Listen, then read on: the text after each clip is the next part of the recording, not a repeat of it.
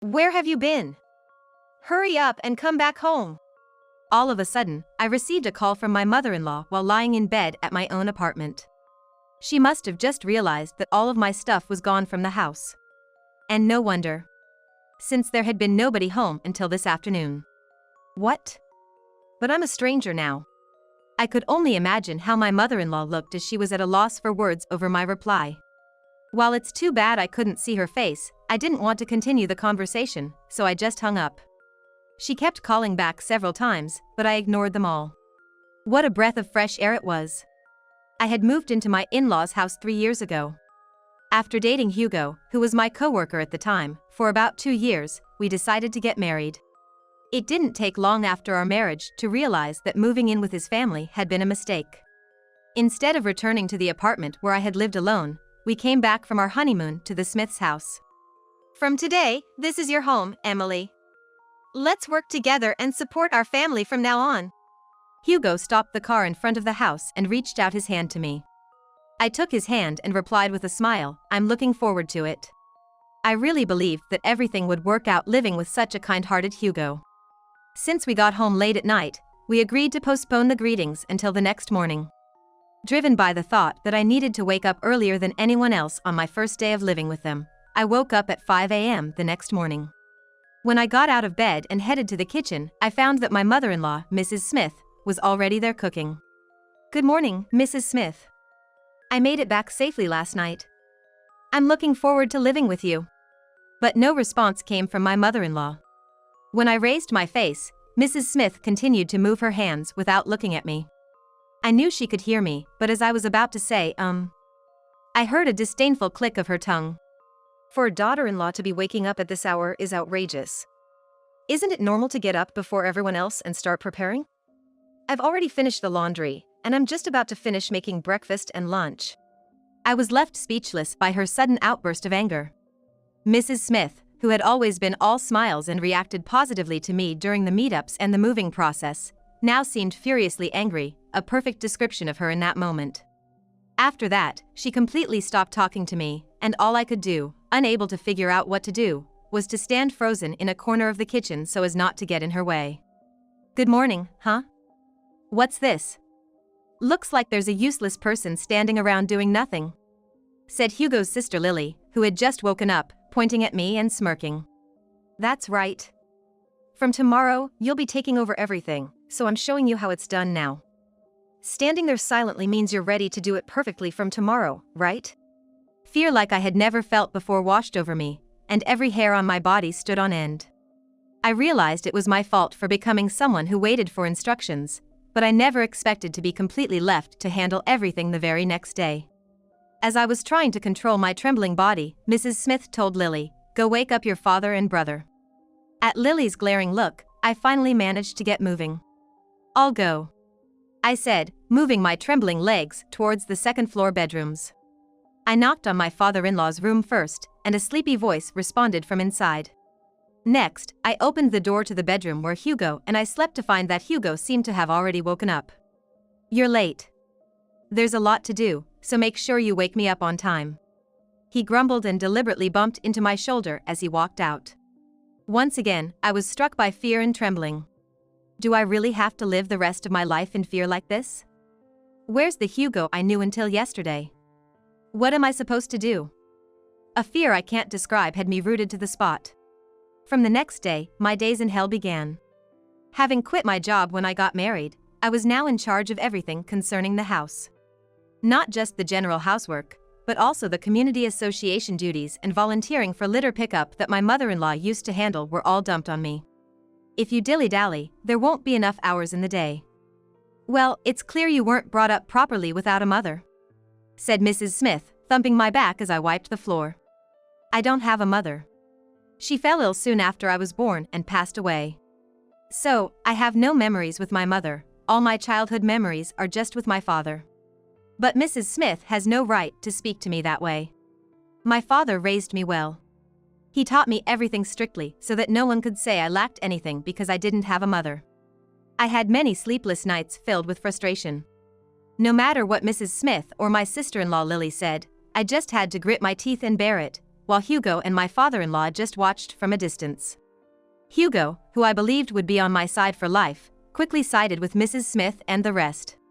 I couldn't discuss this with my father. I didn't want to repay him for raising me on his own with this kind of trouble. While enduring harassment about housework daily, I also had to attend to Hugo. With no time to sleep, my health steadily declined. After 3 years of this life, I finally became pregnant. It was a long, difficult journey. For about a year, I had been harassed not just about the housework but also for not being able to have a child. A woman who can't bear children is worthless to this house and to the world. Every time she said that, my heart was crushed, wishing morning would never come. Part of the reason was that Hugo once said to me, "Mom says so too, if we don't have a kid in the next 6 months, let's get a divorce," presenting me with the filled-out divorce papers. But now, a longed-for little life was sprouting inside me. I thought I would no longer have to hear Mrs. Smith's sarcasm because of it, but her treatment of me didn't change one bit.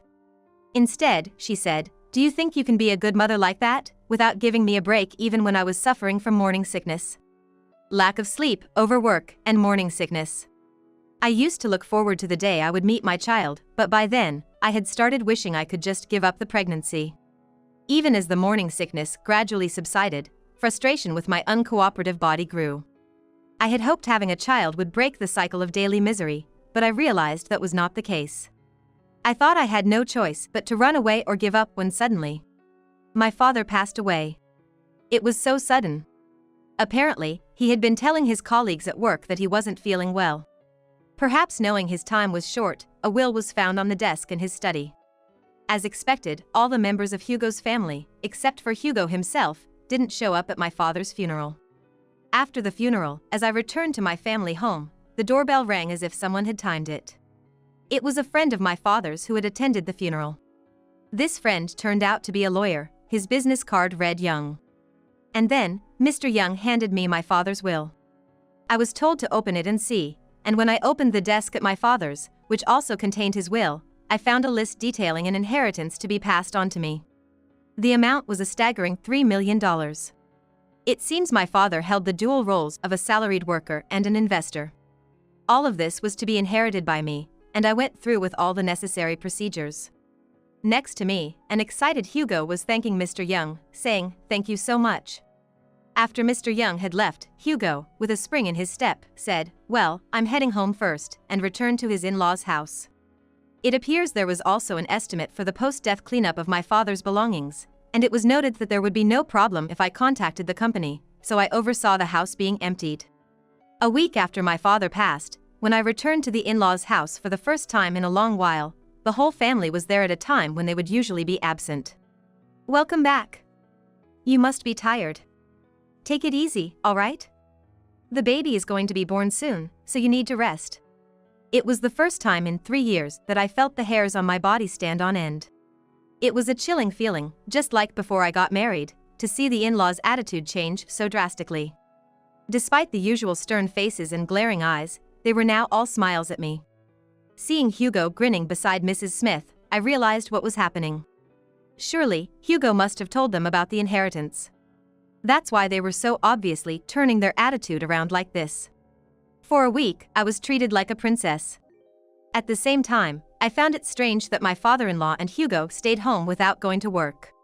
"We're going to take a trip from tomorrow. Your father and Hugo have worked hard for so long, but with your inheritance, there's no need to work anymore. Think of it as a well-deserved break. We'll be off, so take care of the house, okay?" One morning, I woke up to noise at the front door and went to check, still rubbing my sleepy eyes, to find Mrs. Smith with her suitcase. She told me, "We really wanted to take you too, but you know, with the baby and all, we should wait until after the baby's born and things have settled down. See you later," and with that, they left with high spirits, and I pumped my fist in secret as I watched their car drive away. I never thought this day would come. The moment I had been longing for had arrived in the most unexpected way. I quickly went back inside, packed my few belongings into a large suitcase and a single cardboard box, and moved straight into Mr. Young's place. In fact, over the past week, I had been carefully planning this escape with Mr. Young. The diary of harassment I had been subjected to, the recordings on my phone I thought might come in handy one day, I was told they would be useful, and I didn't forget to bring them. And I also had the divorce papers that had been thrust at me when I was told, if we can't have kids, let's get a divorce. Signed by my in-laws, even the witness section was filled out. The submission to the office went through without a hitch. And I felt all my strength drain away the moment it was all over. Later, I moved into an apartment Mr. Young had arranged for me and was taking some time to rest when Mrs. Smith contacted me. "Where did you go? Get back here right now." They must have returned from their trip and noticed that all my belongings were gone. Looking at the clock, I realized that 5 days had passed since I left my in-laws' place. Time sure flies, I thought, as I responded to Mrs. Smith. "Huh? I'm a stranger to you now." Mrs. Smith seemed to be at a loss for words. "What are you talking about? We're family, aren't we?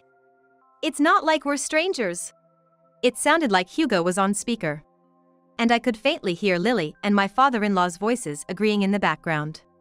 "That divorce paper you handed me, filled out and all, that meant you wanted a divorce, right?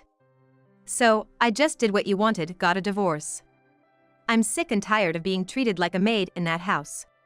It was then that I first realized I could stand up for myself so firmly. Rather, I wish I had started doing this much sooner. "Huh? What are you talking about?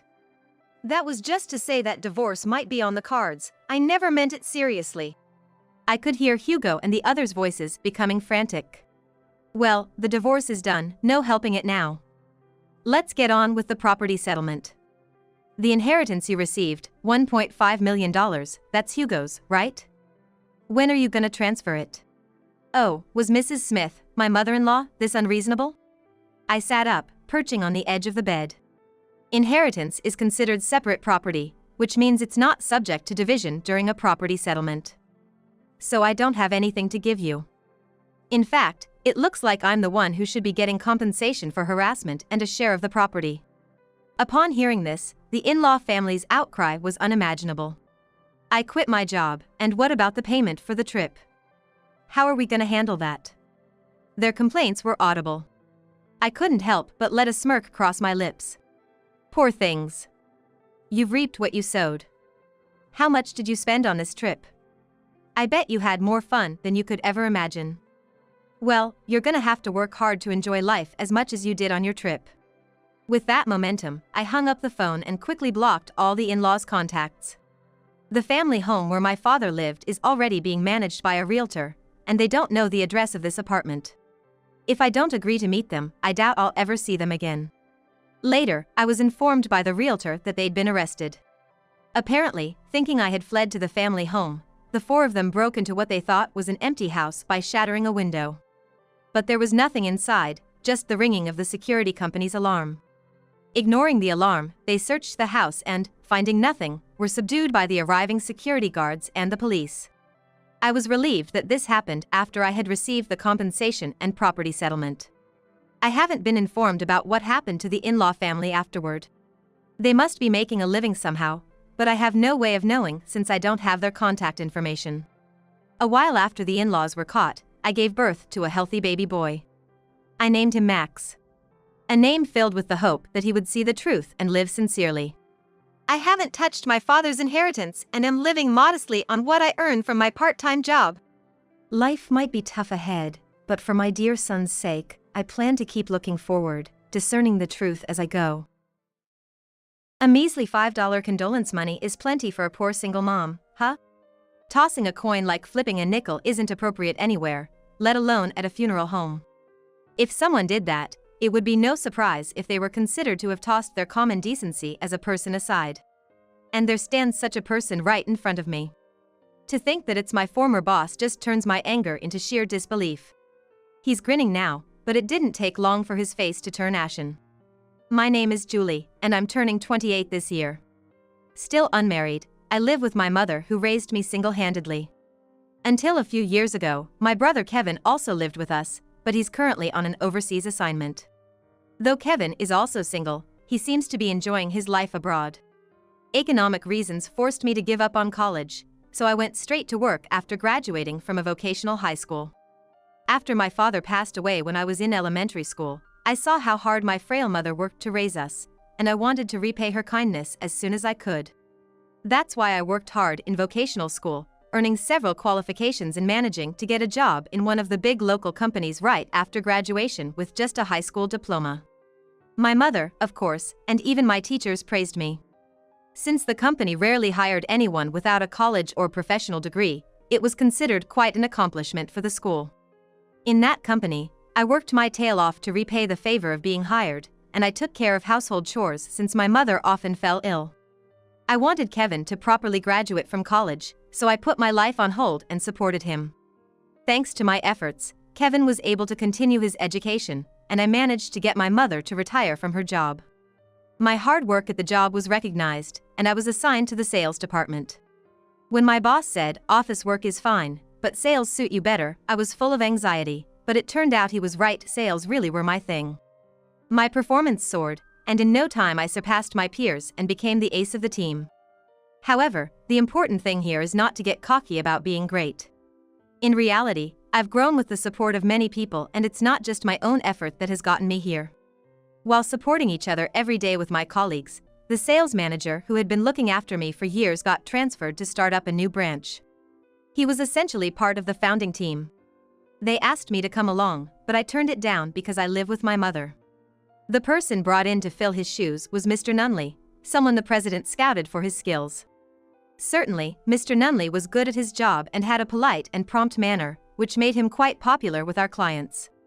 However, he gradually began to stand out in a bad way within the company. Despite this, because he was competent at his job, the boss, who had scouted him, had his reputation on the line, and I believe everyone was really putting up with a lot. I felt the same way, having been made to feel uncomfortable by Mr. Nunley on numerous occasions. When I was new, Mr. Nunley said, "Let's go visit some clients together." Not realizing his true nature at the time, I happily agreed. We made a good impression on the clients, and even secured a new contract right there, which led him to suggest we go out for drinks to celebrate. I had no reason to decline, so we found a nearby bar and toasted. Then Mr. Nunley started pushing me to drink more and more. "Julie, you can really hold your liquor. Of all the girls I've drunk with, you're the strongest." I was shocked when he suddenly started calling me Julie instead of using my last name, and as I was trying to process this, he overlaid his hand on mine. "Man, at this rate, you're gonna be out drinking me. Would you take care of me if I passed out?" His hand felt clammy and disgusting, and it made my skin crawl. Although I had dated a few guys before, I had never felt such revulsion, and without thinking, I pulled my hand away. "What's the matter? Didn't like that?" "No way, you're not saying that, 'cause you agreed to come out for drinks, right?" He looked at me with a creepy smile that made me shiver, and he reached for my hand again. "Or what? You know what would happen if you refused, right? I'm your boss. You get that, don't you?" This time he didn't just place his hand on mine, he gripped it tightly, and I had reached my limit. I shook off his hand. "Sorry. I'm not feeling well, I need to leave. This is for my part of the bill." I pulled out a $50 bill from my wallet, slammed it on the table, and quickly left the bar. I knew $50 was too much, but at that moment, I didn't have the luxury to think about it. "You'll remember this next week." Mr. Nunley's words hit my back, but without looking back, I frantically ran all the way to the station. Once there, I rushed into the bathroom and scrubbed the place he touched until it was red, and then I started to cry softly. My father would have been close to Mr. Nunley's age if he were still alive. I didn't mind being shown affection, but I just couldn't accept it from someone my father's age. For 23-year-old me, it was quite a shocking event. It was Friday, so I didn't have to see Mr. Nunley until Monday. Honestly, I wasn't in the mood to go to the office. But if I skipped work, I would worry my mom, so I dragged myself to work where an unbelievable amount of paperwork was piled on my desk. "You're late. I got your work ready for you. Make sure you do it right." Gone was the kind atmosphere of before. Mr. Nunley was now incredibly cold to me, and everyone looked on in surprise. Since he was only acting this way towards me, it made everyone worry that something might have happened. Though I said it was nothing, inside I was really hurt by Mr. Nunley's harassment. I was given so much work, I wondered when I would finish, and he would repeatedly criticize it without ever explaining what was wrong. "Figure it out yourself," he'd say, but then he'd turn around and say my method was wrong. It was all just so bothersome. Everyone was concerned for me, but I was determined not to let it show that I was beaten. By that time, my mom had started to weaken, and Kevin was still in his junior year of college, so quitting my job was not an option. Enduring harassment from Mr. Nunley every day, I turned 26 before I knew it. Kevin had graduated and got a job which immediately took him overseas, so it was just my mom and me living together when it happened. Like usual, Mr. Nunley was scolding me for over an hour when the company phone rang. It was my mom's hospital on the line, saying they'd tried my cell and couldn't reach me, so they called my workplace. They said my mother had collapsed and they wanted me to come to the hospital right away. I thought about explaining the situation to Mr. Nunley and asking to leave early, but he didn't take it well. "What are you saying? You hardly get any work done, and now you want to take advantage of the company's policy just because it suits you?" Mr. Nunley said with a sneer, his lips curled in disdain. But this was no time for an argument. I was out of time. "Fine, just quit your job already. Your performance has been dropping anyway, and there's no benefit for the company to keep someone useless like you around. That's why I hate hiring high school grads." I felt my fingertips go cold and I could hear my heartbeat. "That's too much," a part-timer raised her voice in my defense, but Mr. Nunley's tirade didn't stop. "There's no such thing as too much. It's always this girl acting all high and mighty. It's been ticking me off. It's better for everyone if he just quits now." Mr. Nunley, grinning as if expecting me to apologize. Normally, I would have quickly apologized, but at that moment, I was too frantic. I couldn't be squabbling over this when my mother was in danger. "Got it. I'll bring in my resignation later, but for today, I'm out of here." I hastily gathered my things, ignoring everyone shouting "hey," as I bolted from the office and headed to the hospital. Fortunately, my mother was still alive when I arrived, and she had just woken up. However, her condition wasn't good, and I was told that maybe soon it might be her time. Although I'd impulsively spoken of resigning, it might have been the right choice. Messages of concern came from my colleagues and peers at the office, but my mind was made up.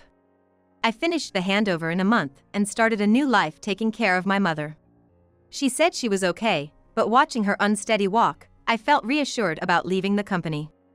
I had enough savings to live on for a while, and Kevin, saying "I can't be there for you," sent a generous amount of money, so there were no problems for just the two of us.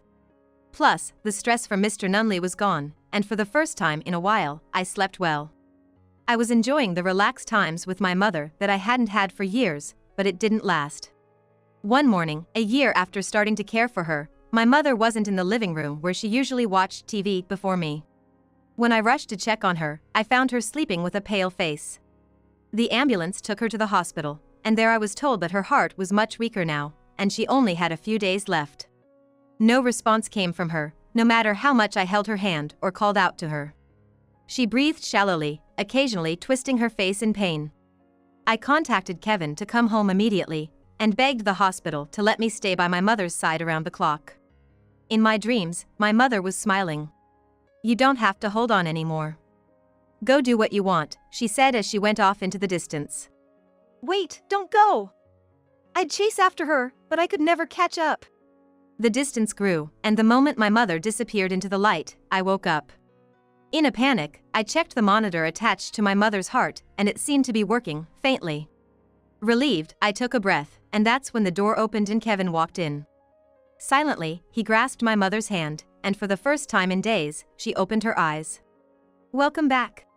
She squeezed our hands tightly and murmured. The moment Kevin and I exchanged looks, a flatline alarm sounded. My mother must have been waiting for Kevin. And with the last of her strength, she woke up to say goodbye to us. That day, my mother set off to join my father. At my mother's funeral, her friends and my former colleagues came to pay their respects. They all paid tribute to my mother and offered us their condolences. As I was spacing out, taking over for Kevin at the reception, Mr. Nunley appeared. "Hey there, high school grad. Heard your mom passed away? Looks like you were raised by her alone, so now you're all by yourself, huh?" As he said this, he took out his wallet. "Here's a condolence money for you. But for a poor kid from a single-parent family, $5 should be more than enough." With that, he tossed a $5 note which landed on the floor. The moment it hit, Mr. Nunley burst into laughter. "Did you hear that pathetic sound? Just like you guys. Ah, so pitiful. Such a modest funeral, and the daughter he worked so hard to raise is jobless. That's just too sad. Looking at Mr. Nunley laughing loudly, completely out of place at the funeral home, I just watched him coldly. He wasn't worth any emotion. The funeral home staff looked back and forth between me and Mr. Nunley, clearly flustered but at a loss for what to do. "Are you the boss from my sister's company?" Before I knew it, Kevin was by my side, asking Mr. Nunley in a low voice. When Mr. Nunley, still wiping away tears, said yes, Kevin took out his business card. "I'm this. We had a special contract with your company, but I'm gonna terminate that deal." Mr. Nunley took the card and immediately started shaking. And no wonder, the business card bore the name of an IT company that had a direct contract with the president. And above Kevin's name, it read CEO. I was as unaware of this as Mr. Nunley was, and when I looked at Kevin, he had a mischievous smile. "A company with employees like you is not one we can do business with. We don't need this $5 either, so would you please head back right now and report to your president how your screw-up is gonna cost your company millions?" Kevin pressed the $5 coin back into Mr. Nunley's hand and called over the staff to drag him out. Mr. Nunley tried several times to get back in through the automatic doors, but each time he was chased out by security, and eventually, the police took him away.